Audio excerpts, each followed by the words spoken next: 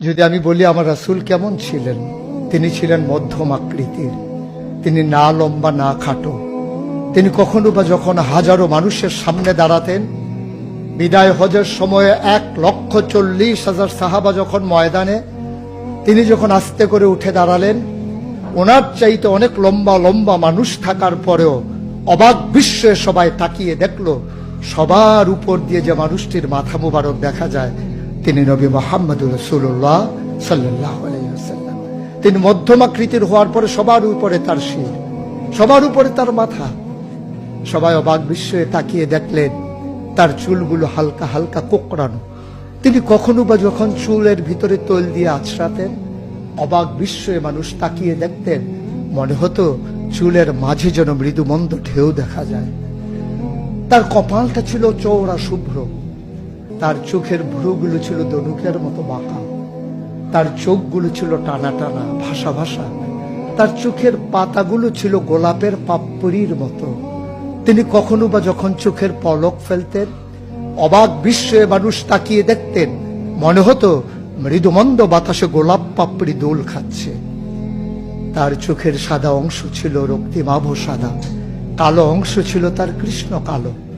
তার ঠোঁটগুলো ছিল গোলাপি রঙের, তার নাকটা ছিল খাড়া, ছিদ্রগুলো ছিল ছোট ছোট, নাকের নিচে ঠোঁটের উপরে ছিল চিকন সরু গোঁফ। তিনি কখনো বা যখন মুচকি হাসতেন, তার গোলাপি রঙের ঠোঁট দুটো যখন একটু ফাঁক হয়ে যেত আর দাঁতগুলো যখন বের হয়ে যেত, মানুষ অবাক বিস্ময়ে খুঁজত কোথাও যেন বিজলি চমকিয়েছে।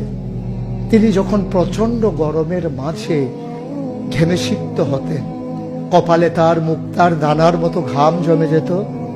তিনি যখন দৌড়ে দৌড়ে তার বিবিদের ঘরে যেতেন, আমাদের মায়েদের ঘরে, আল্লাহ রাসূল সাল্লাল্লাহু আলাইহি সাল্লাম ঘরে ঢোকার পরে মায়েরা দেখতেন কপালের মাঝে মুক্তার দানার মতো বিন্দু বিন্দু ঘাম জমে আছে। মায়েরা বলতেন, গুস্তাখি মাফ কর দিজিয়ে, বেয়াদবি মাফ করবেন, আপনি চুপটি করে একটু বসুন। নবীকে বসিয়ে ওরা ছোট্ট শিশু খুঁজে বের করতেন, অতি যত্নে পরম আদরে তার কপালের ঘামগুলো তারা শিশির ভিতরে ভরে মুখ বন্ধ করে রেখে দিতেন। ঈদ যখন আসতো, বিয়ে যখন হতো, জমানো ঘাম তারা আতর হিসেবে ব্যবহার করতেন। এ নবী তো সে নবী, হেঁটে গেছেন 1 মাস আগে রাত পথ ধরে, যাওয়ার পরে তিনি তো চলেই গেছেন।